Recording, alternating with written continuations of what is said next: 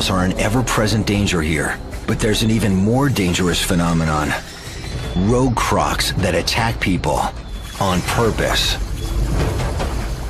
Rogue crocodiles don't behave like normal crocodiles, and they represent a really very significant danger. Often rogue crocodiles are the kinds of animals which have successfully attacked someone. They realize how easy it is, and then they try and do the same thing again. And very much unlike other crocodiles, which tend to stay away from people, rogue crocodiles will try and seek people out. Rogue crocodile is a problem crocodile. It's just got attitude and does, wants to kill everything, really. To reduce the risk of an attack by a rogue or other saltwater crocodile, Darwin authorities operate an ongoing catch and remove management program. We've caught over 170 crocs this year, compared to last year, which was about 140. So we have actually caught a fair bit this year. Might even break the record. What we're doing here is just checking and rebaiting the trap. Croc catchers like Robbie monitor over 60 movable traps. They keep them baited, and when they find crocs inside, they remove them, mark them, and record their size. The largest salty Robbie's ever caught measured over 4.5 meters. But any size croc can do some damage. 3 meters, 4 meters can actually crush skulls and stuff like that. When you work with crocodiles, you have to be very respectful of what they're capable of. And if it goes wrong, that's when you lose your hand, that's when you lose your arm, that's where potentially you could lose your life. Today, crocodile specialist Dr. Adam Britton is riding along with Robbie. He's collecting DNA to help create a genetic map of Darwin's crocodiles. What we're doing is we're taking tissue samples from crocodiles that we're catching in Darwin Harbour, and we're comparing them with tissue samples from crocodiles that we're going to be collecting across the northern coast of Australia. And what that's going to do, hopefully, is tell us a little bit about where the crocodiles that are moving into Darwin Harbour are actually coming from. Dr. Britton's map may someday pinpoint a breeding colony of giants. But for now, his research is geared toward keeping the peace between humans and a potentially deadly crocodile species. What we can learn about these crocodiles is why they're moving and what's motivating them to move. And if there's a risk of crocodile attack, then you have to try and reduce that risk. And hopefully we can figure out how to make it safer for people. And then people will be more likely to put up with crocodiles that live on their doorstep. Well, here we are at number 2 trap in Darwin Harbour. Just going to give it a pull. As you can see, I've just tested the trap. The croc comes in. As he comes into the trap itself, he'll actually pull down on the meat, the bait, which triggers the door. So it's a pretty simple mechanism, and it works pretty efficiently. All right, off to the next trap. As the team heads off to check the next trap, they can only guess what size beast will take the bait.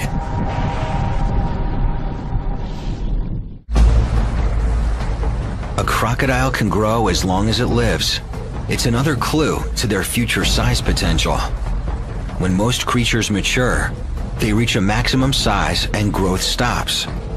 But crocodile size has no limits. It's a phenomenon known as indeterminate growth. In captivity, with a steady food supply and fewer survival challenges, crocodiles may be able to live longer and grow larger than crocs in the wild. These animals pretty much grow until the day that they die, so it is possible that these animals are going to reach much greater sizes in captivity than they normally would in the wild. One of the largest captive crocs ever recorded, a saltwater crocodile named Gomek, lived here at the St. Augustine Alligator Farm Zoological Park in Florida. Gomek maxed out at over 17 feet, weighing nearly a ton. He became a main attraction, drawing audiences to his feeding shows in droves.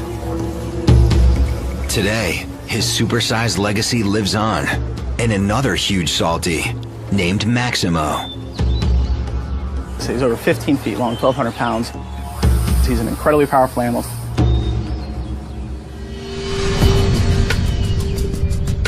Working with carnivores as large as Maximo carries extreme risks. Zoo staff is always cautious. I said he looks at us as a potential food source, so we certainly need to watch out for that. He's surprisingly quick for an animal his size. You can see the power in this animal when he jumps up after a rat. It's just something you really don't want to get too close to. Maximo's size may be what draws onlookers to his enclosure. Yet like other crocodilians, his most remarkable trait may be intelligence. Crocs are definitely the smartest of all the reptiles. And they have the most well-developed cerebral cortex of any reptile. And they're a lot smarter than people think they are. Crocodilians have a reptile-sized brain. I mean, it's literally the size of a walnut. And yet, they are incredibly smart animals for what they need to do. And some of what they do is pretty spectacular. In the wild, crocs seem to have an eye for detail. They can read their surroundings and respond by changing their behavior. You can go into an environment, be observed by crocodiles that you never see, and you will never see them again. They didn't see you. They didn't like the way your clothes were. They didn't like the way you moved. They didn't like your boat. They hadn't seen your boat on the river. They noticed something was up. You will never find them again.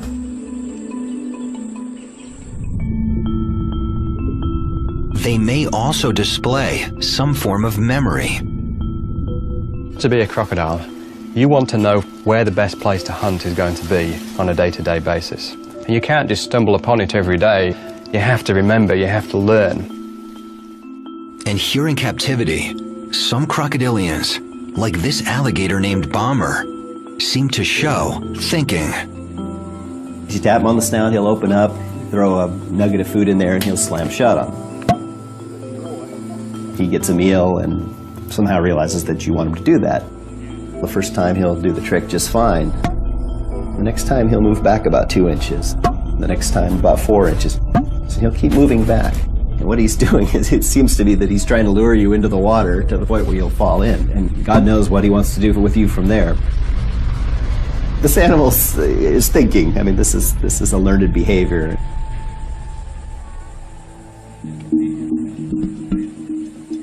These ancient survivors are more than creatures of pure instinct, and Maximo's no exception. He's learned a routine for the show, and he knows time of day. So if we walk up onto that platform, right at 3 o'clock, he starts going through his routine that he has to go through for the feeding show. So that didn't take him very long to learn it all. Maximo! He was trained to kind of a 3-tap cue, so if you kind of pound the boardwalk 3 times, he'll still react to that. A lot more intelligent than most people probably give him credit for. Smart, powerful, huge, and still growing. Maximo's just 40 years old. At 4.5 meters, 544 kilos, he can grow for decades. Only time will tell how much bigger he can get.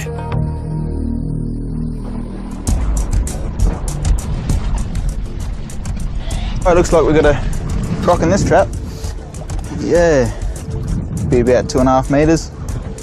Back in Darwin, the team finds a salty in one of the harbor traps. Robbie estimates it's about 2.5 meters. First, what we're going to do is chuck a snout rope over the top jaw, and then we're going to disable his jaws with a zip tie, and then we'll bring him out of the top of the cage. They have to get it onto the boat, but first, they have to secure its jaws.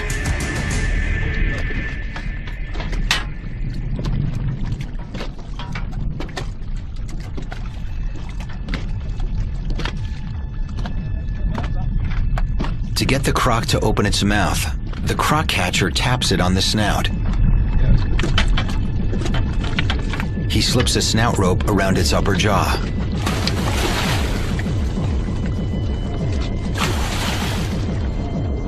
But the noose is caught on the croc's upper teeth. Just got to bring it back a bit more. You didn't want it flipping off at the last minute? Nah.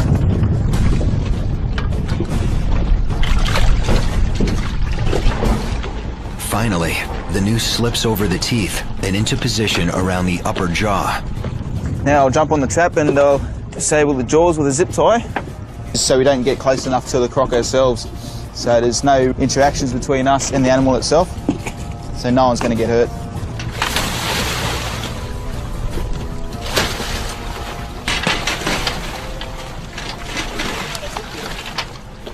So now what we're going to do now is just duct tape his jaws together and then cover his eyes. Covering its eyes helps minimize stress. Eyes covered, jaws are secured. Now we're ready to bring them out of the trap.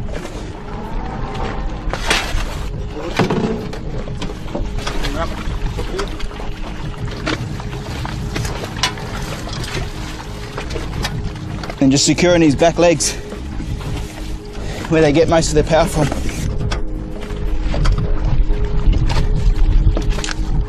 The final part, just a bit of protection there from his other teeth that are protruding over the top jaw. So when we do handle him, we won't cut our hands up and stuff. Even with the croc's jaws zip-tied and taped, with one swing of its head, its large teeth can tear open human flesh. With the wild salty captured for relocation, Robbie and the team loaded onto the boat. Beautiful. When the croc's secure, the team ties new bait, resets the trap, and heads off to check the next one.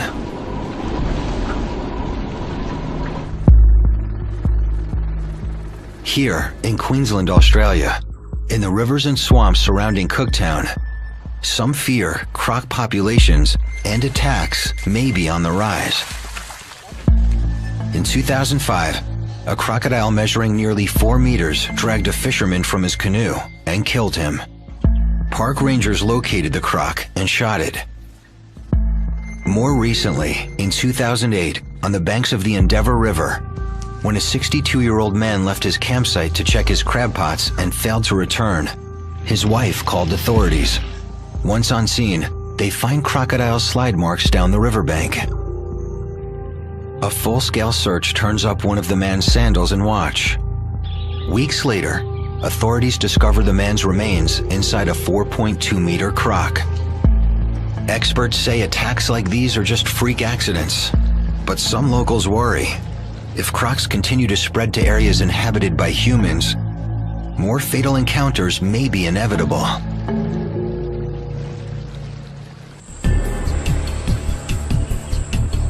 In Florida, at the St. Augustine Alligator Farm, biologist Dr. Gregory Erickson is studying a crocodile's main predatory tool, its bite. We're trying to understand what makes these animals tick. We're interested in how the musculature and the mechanics of the jaws allow them to generate their bite forces, and how the shapes and sizes of the teeth contribute to the pressures that these animals use to make a living. These are our bite force transducers. When it bites down on this, it's going to exert a force, and this is a 4-sensor device, like a good bathroom scale, and it's going to send out a signal to a charge amplifier that's going to record the bite force. He starts by prepping a specially designed bite force meter. The meter's leather pad as it doesn't hurt their teeth. And as soon as you touch one of their teeth, it triggers a snapping bite, is what we call it, and they'll slam down apparently with as much force as they can possibly generate, and we'll get a recording instantly of what the maximal bite force was. I'm not exactly sure what this Nile crocodile is going to do. They tend to be rather surly animals.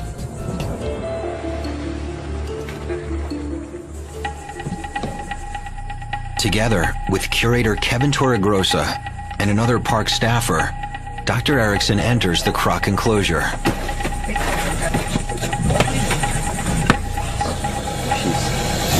She's a mad motor scooter.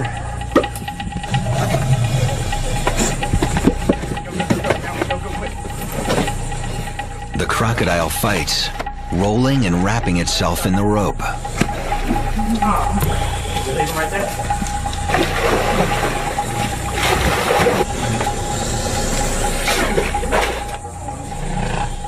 But finally, the team lifts the croc out of the water and onto an examination board. What we're going to do is throw the board in. I'm going to push the jaws down on the board. You're going to put the mouth pull on to hold his jaws on the board, and we're going to tape it up.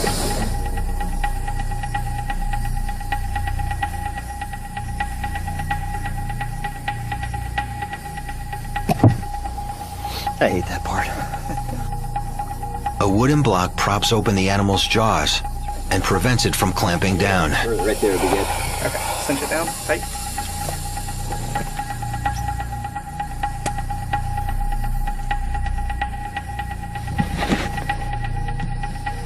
What I'm doing is I'm taking dental putty. It's essentially the same material your dentist uses to cast your teeth when you're going in for dental work.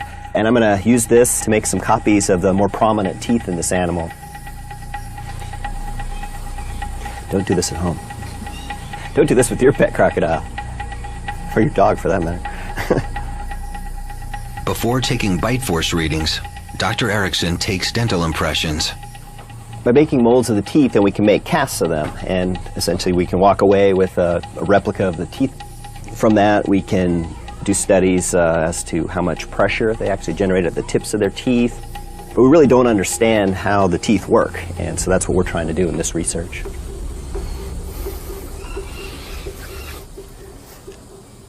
I hate doing this. It's not a natural thing to do, to put your hand in the mouth of a crocodile. It's for the cause, I guess. This will set in about 5 minutes, and so we'll be able to pop that right off and hopefully get this animal back in the water as soon as possible.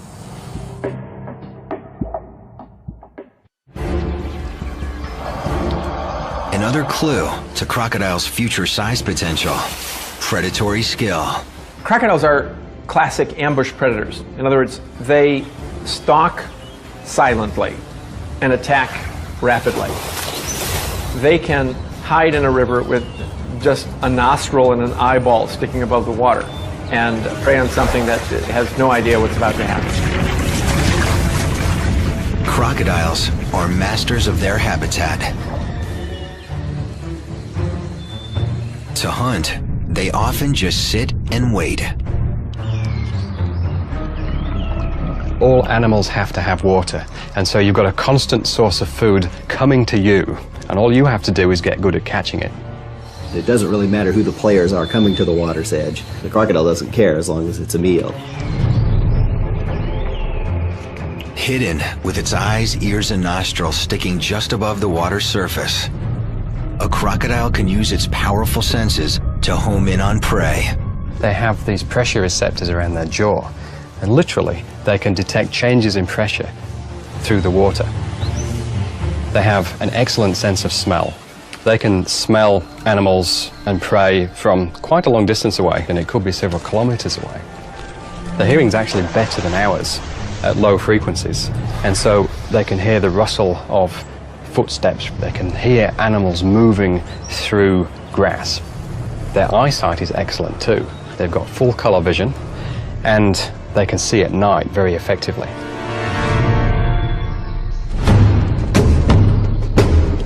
Once locked onto a target, a croc approaches unseen, propelled by its powerful tail. It's the driving force that allows them to be able to swim at great speeds, but more importantly, to slowly swim without creating a lot of turbulence. And if they see something come close to the water, they'll swim underwater for a distance, and then they'll come up a little bit closer, and they'll have another look, and they'll see what the situation is. And they'll keep getting closer and closer, and all that prey item has to do is get sufficiently close to the crocodile, and as soon as that happens, bang, that's it, it's all over.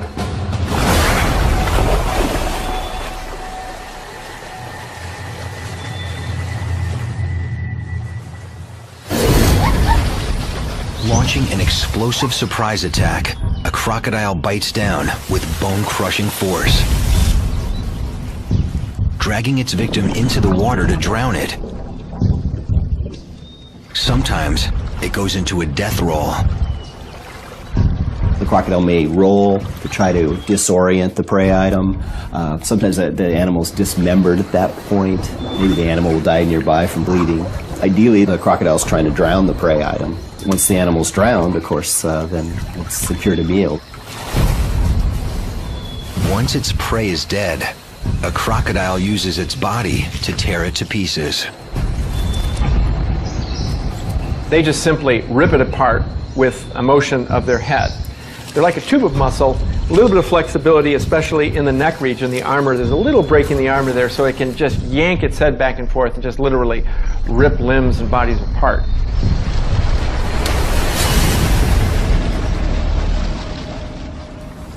Gravity helps it swallow. Okay, let's see if this is on it. Seems to be. Back in Florida, Dr. Erickson removes the dental putty from a nearly 2.5-meter crocodile's tooth. This animal's really powerful. You saw right there, just touching that tooth set this animal off. They're a lot faster than we are, so you have to be careful. I mean, if we hadn't had that mouth taped shut, I'd be heading for the hospital right now. You never want to reach down into this area. We call it the hitting zone.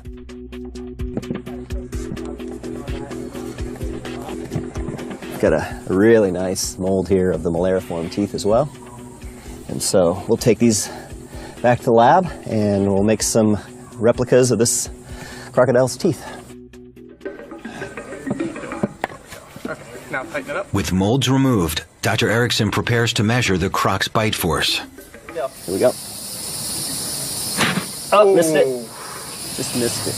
Okay, so what happened? Here's the croc. Saw the bar coming. They try again, hoping for a more direct hit.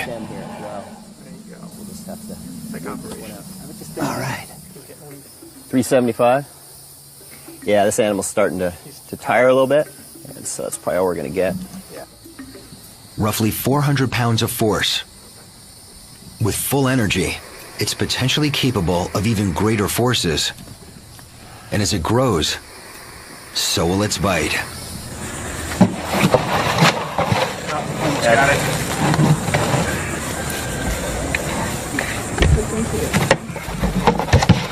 Just let him run all the way back.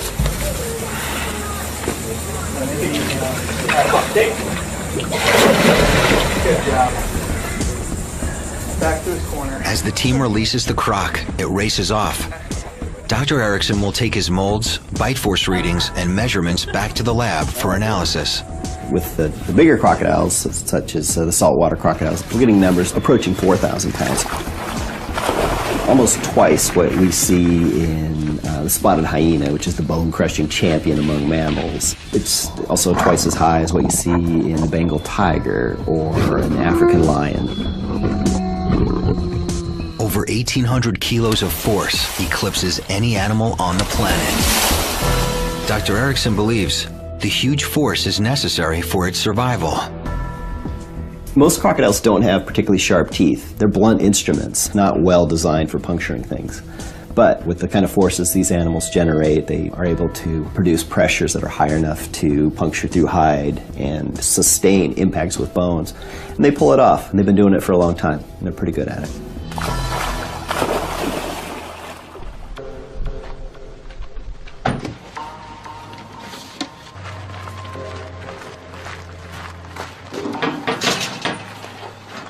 Back in Darwin, after finding a second croc in a harbor trap, Robbie and his partner transfer their catches to a truck. Measure them up. And then identification numbered. We always keep the heads up just to stop them from, regurgitating. And then they could drown because, their jaws have been taped up. This is a receipt book here. This is what goes to the croc farm, and we keep the other half. Record the sex and how we actually caught them, and also the size of the animal. The feature for these two crocs here are decided by the croc farm who we give them to. Being one a female, a fairly large one, they'll use for a breeder, where the other one is a male, they'll probably use for a skin product and or meat product. Yep, two less out of the harbour for us to worry about, which is good. I'm glad we got them, and there's plenty more to catch.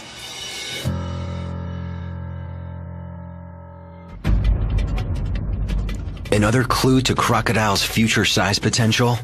They're one of nature's most adaptable animals, capable of feeding on a wide range of prey, from small fish to beasts as big as kangaroos.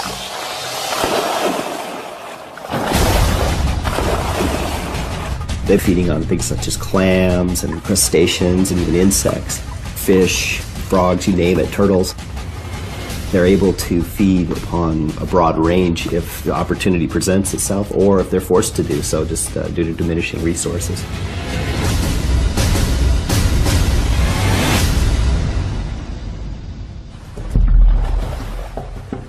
Crocodiles can also adjust their behavior to their environment, especially if they locate a good food opportunity. And when crocodiles see an opportunity, they'll come back the next day, and if the same opportunity is there, they'll come back the next day, and they will learn very quickly that this is the place to be if you want to have any chance of catching food. But they can do even better than that. They can learn timings. They can learn, for example, that if a migration is happening during September or during April of a certain species of fish or a certain species of mammal, and that's the best time to catch them, you can guarantee that a couple of weeks before it happens, the crocodiles will start migrating into that area. And if food isn't available, they can go months without eating. When they finally do eat, they use food efficiently, converting it into energy for growth. Crocodiles' extreme adaptability has helped them survive, while other species have gone extinct. Today, they remain the planet's last truly massive reptile. But recent fossil discoveries reveal a lineage of even larger crocodilians. In the 1990s, paleontologist Paul Sereno and a team of researchers stumble upon the find of a lifetime: the ultimate killerzilla, Sarcosuchus imperator, super croc. Back about 15 years ago, I set foot in the Sahara. It was an exciting and very difficult expedition to try and open a Pandora's box of dinosaurs. But what was really eye-opening was the crocodiles. And in fact, the very first bone I found belonged to super croc. Then we found the skull. To see a 6-foot skull, something that is longer than you are when you lay down next to it, and realize that that's a crocodile, it is amazing. I mean, we marveled at it when we were in the field. Roughly 110 million years ago, super croc stalked the banks of a river, coursing through what is now arid land. Super croc was an ultimate stealth predator, ambush predator. It had enormously powerful jaws and teeth that were like stubs. They were like hooks. They were definitely not designed for eating fish. They were designed for eating dinosaurs. They were designed for pulling dinosaurs down to the water, drowning them, ripping them apart. And the tail is like, I don't know, it's like the trunk of a sequoia. It's too big to wrap your arms around. It's absolutely monstrous. They probably had bite forces perhaps as high as 20,000 pounds or something like that, and God knows what kind of pressures they were generating.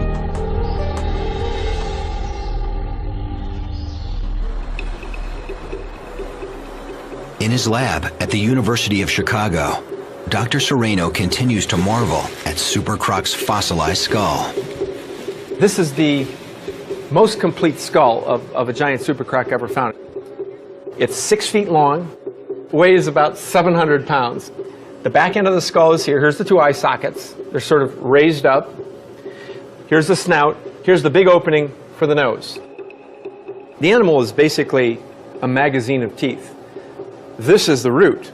The dark part is the crown. This is the part that sticks out. This is a replacement tooth. So most of the tooth is actually in the jaw. When you put this into the skull, you realize that the snout is like a machine gun of teeth. There's teeth going down to each side, filling the snout. And they're being replaced all the time as they break off and wear. Just from the teeth, you can tell quite a bit about what the animal was eating. And this is not a fish-eating tooth. So this is the skull of a very large living crocodile. It's about 2 feet long, and this would be a crocodile that might be 17, 18 feet long. You can see how it pales into insignificance compared to this monster super croc skull. But they're designed very similarly.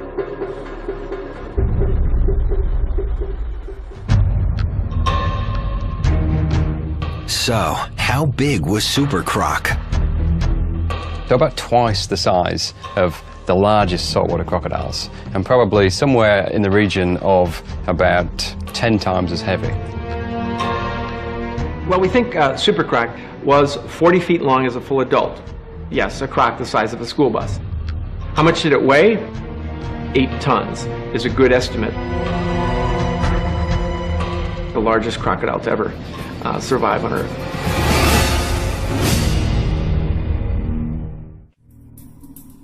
In Australia, croc catcher Robbie Risk and his partner are relocating 2 saltwater crocodiles from Darwin Harbour to a nearby croc farm. Ah, here they are in their new home. Here we go, yeah. So, 2 nice crocs. Yep. 2 very Nice ones. One female, one male. Oh, female, eh? Yeah, one female. Oh, they'll be very pleased with that. Yep. We'll just lift them up and put them straight in. 2,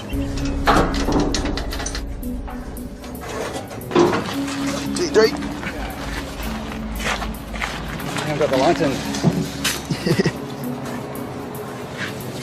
Nice. 1, 2, 3. With the crocs off the truck, Robbie heads back to the harbour to continue his work monitoring the traps. Right, now there's a bit they're not going to like.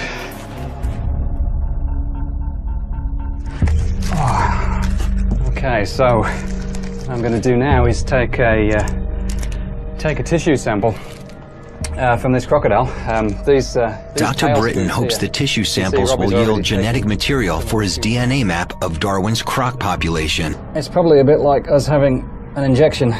So that's the sample I've taken. It's just basically a hole through the scoot, and it's just connective tissue really, but we can get some really useful information out of it.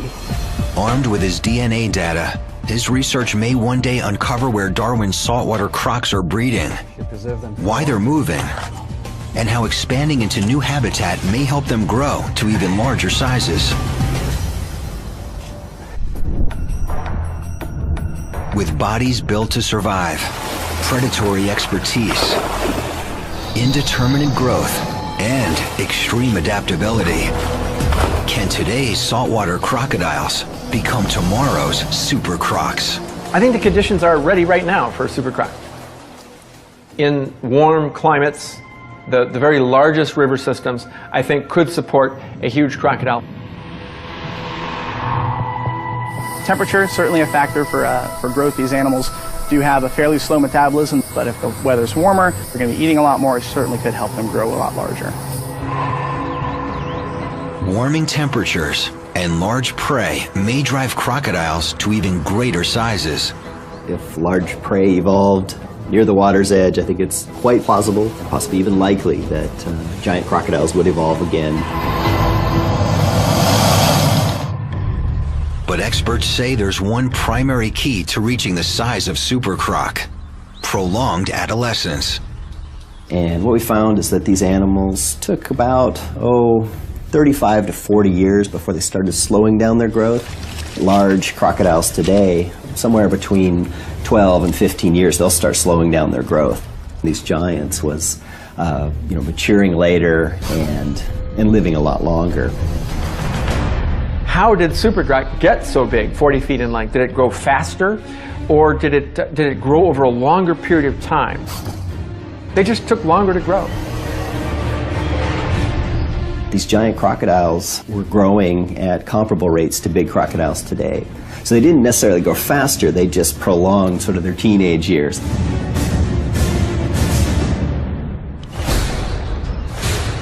With the right circumstances and an extended adolescence, modern crocs may someday morph into future giants.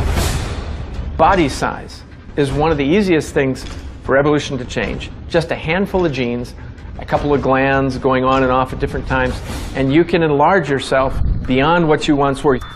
What happened during crocodilian evolution is on about 6, 7, maybe even 8 occasions. Crocodile lineages reached gigantic proportions, animals 35 feet or more.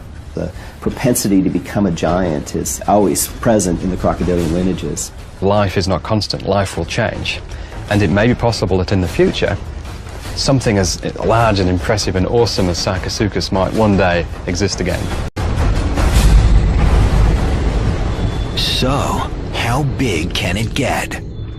If future salties size up to super croc proportions, this is what a croczilla might look like. A fearsome predator clocking in at more than 12 meters, 7,000 kilograms. With a tail almost 5 meters long, a near 2-meter skull, teeth like railroad spikes, and jaws capable of biting down with over 9,000 kilos of pure predatory force. One colossal example of how big it can get.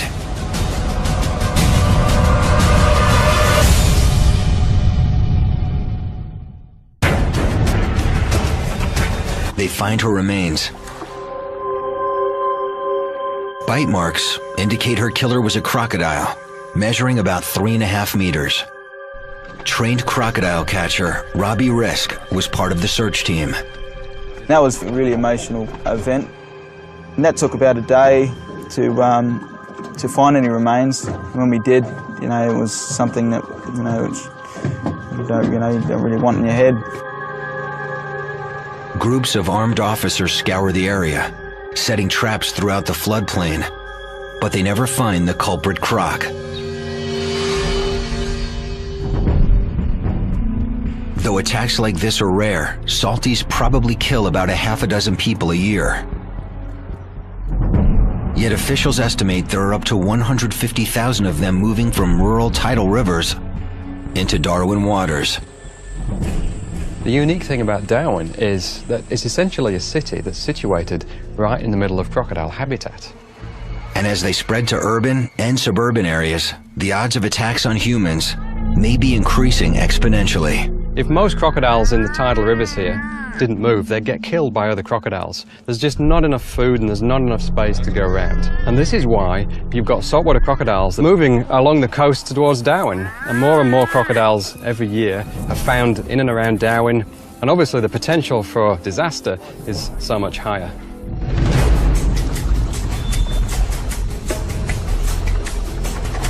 Accidental run-ins with wild crocodiles are an ever-present danger here. But there's an even more dangerous phenomenon. Rogue crocs that attack people on purpose. Rogue crocodiles don't behave like normal crocodiles, and they represent a really very significant danger. Often rogue crocodiles are the kinds of animals which have successfully attacked someone. They realize how easy it is, and then they try and do the same thing again. And very much unlike other crocodiles, which tend to stay away from people, rogue crocodiles will try and seek people out. Rogue crocodile is a problem crocodile. It's just got attitude and does, wants to kill everything, really. To reduce the risk of an attack by a rogue or other saltwater crocodile, Darwin authorities operate an ongoing catch and remove management program. Was a powerful predator stalking unsuspecting prey at the water's edge. And Sarcosuchus was doing the same sort of things as these modern crocodiles are doing, except it was doing it 100 million years ago. Millions of years later, a modern croc still hunts like Super Croc and haunts similar habitat. Yet can it grow to its ancient ancestors' gargantuan size? How big can it get? Here in Darwin, in Australia's Northern Territory, one potential croczilla candidate dominates the region's tidal rivers and estuaries. Known locally as salties, these are the largest of the world's 23 species of crocodilians, saltwater crocodiles. The largest saltwater crocodile ever measured stretched over 6 meters long. Yet to outlast dinosaurs, you need more than monster size. You need a heavy-duty arsenal of survival traits. Salties have thick, armor-plated skin, muscular limbs, strong jaws lined with over 60 bone-crushing teeth, and powerful tails extending almost half their body length. It's one possible clue to their future size potential, honed to perfection by evolution. Crocodiles' bodies are designed to survive. I mean, they could lose a limb, it doesn't matter. The dominant males are often missing a limb. You have an animal that's a survivor, and there's almost nothing that can get in its way. It's almost like a Ferrari now. It's had so much refinement done to the general body plan of a crocodile that what you've got now is you've got, like, you know, the best possible crocodile that you could possibly have. Salty is your A1 predator, something to watch out for. They eat humans every year. Very large, and they're certainly more than big enough to represent a danger to us. News accounts report lethal attacks. In rural Darwin in 2009, while swimming with her sister and two friends near a swamp called the Black Jungle, an 11-year-old girl vanishes. Police mount a ground search for the girl. Helicopters scan the bush from the air. The next day, zone, prehistoric, giant. Very large, and they're certainly more than big enough to represent a danger to us. And the secret to even larger size may lurk in their ancient DNA. Code for a truly monstrous Croczilla. The propensity to become a giant is always present in the crocodilian lineages. I think the conditions are ready right now for a super croc.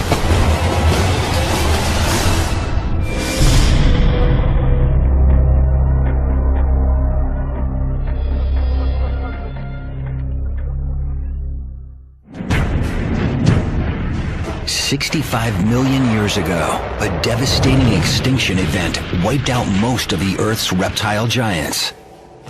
Today, one massive-bodied beast remains. They avoided the extinction that nipped the dinosaurs in the bud, leaving only birds as descendants. It's really an incredible success story. They're one of evolution's most incredible survivors, revered by some as gods, reviled by others as man-eaters. So never underestimate a crocodile in the water. If you get too close to it, then really, that's the end of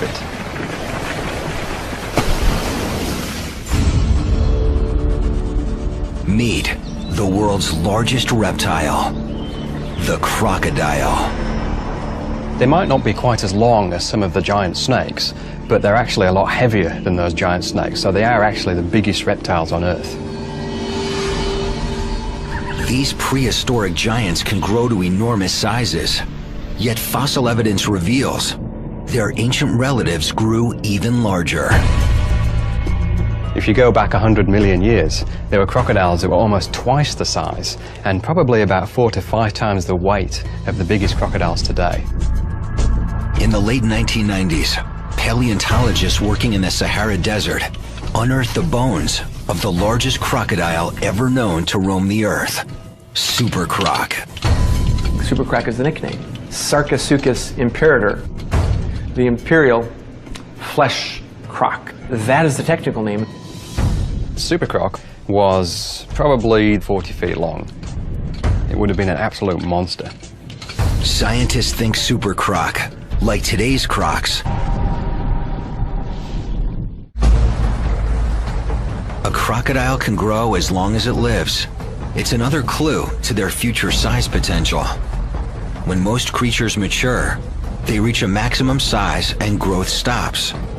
But crocodile size has no limits. It's a phenomenon known as indeterminate growth. In captivity, with a steady food supply and fewer survival challenges, crocodiles may be able to live longer and grow larger than crocs in the wild. These animals pretty much grow until the day that they die, so it is possible that these animals are going to reach much greater sizes in captivity than they normally would in the wild.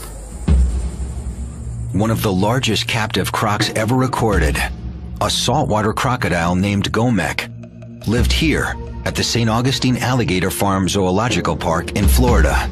Gomek maxed out at over 17 feet, weighing nearly a ton. He became a main attraction, drawing audiences to his feeding shows in droves. Today, his supersized legacy lives on, and another huge salty, named Maximo. So he's over 15 feet long, 1,200 pounds. He's an incredibly powerful animal.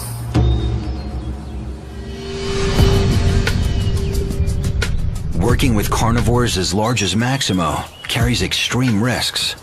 Zoo staff is always cautious.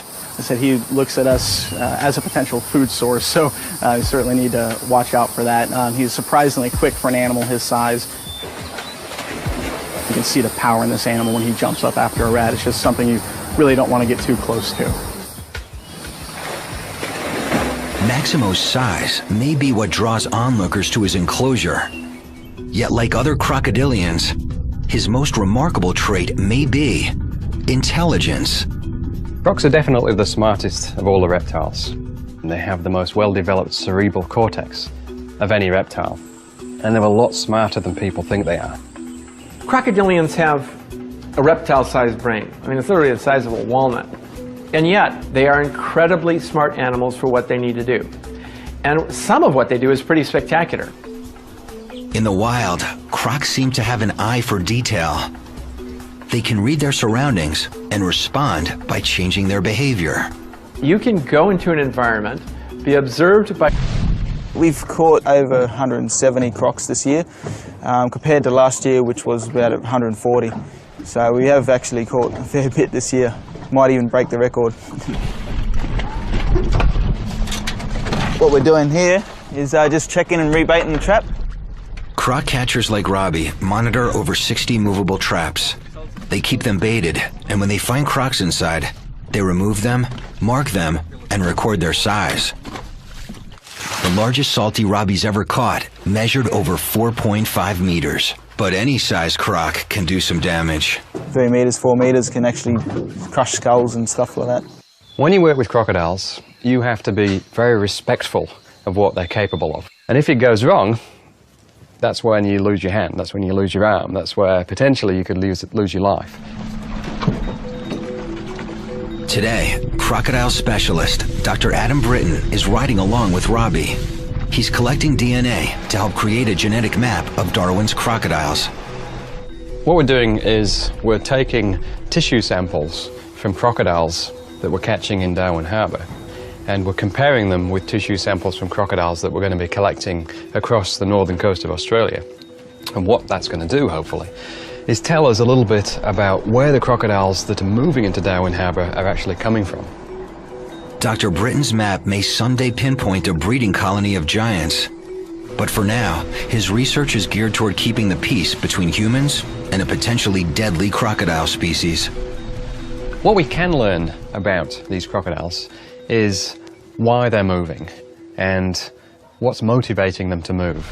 And if there's a risk of crocodile attack, then you have to try and reduce that risk. And hopefully we can figure out how to make it safer for people. And then people will be more likely to put up with crocodiles that live on their doorstep.